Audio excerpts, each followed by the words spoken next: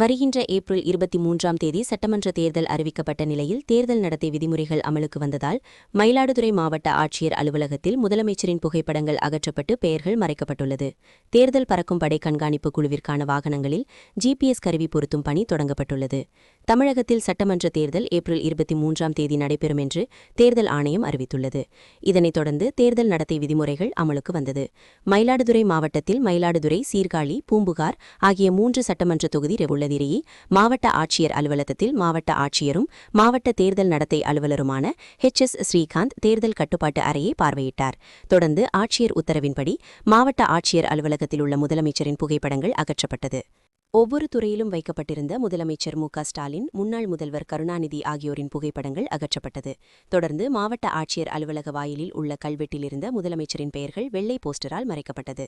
தேர்தல் நடத்தை விதிமுறைகள் அமலுக்கு வந்ததைத் தொடர்ந்து தேர்தல் பறக்கும் படை, நிலைவல கண்காணிப்பு குழு, தேர்தல் பிரச்சாரங்களை வீடியோ எடுக்கும் குழுக்களுக்கான 27 வாகனங்களில் ஜிபிஎஸ் கருவி பொருத்தும் பணி தொடங்கியுள்ளது. தேர்தல் தேதி அறிவிக்கப்பட்ட பின்னர் வரும் 72 மணி நேரத்தில் சுவரொட்டிகள், விளம்பரங்கள் அழிக்கப்பட்டு முழுமையாக அனைத்து தேர்தல் விதிமுறைகளும் அமலுக்கு வரும் என்பது குறிப்பிடத்தக்கது.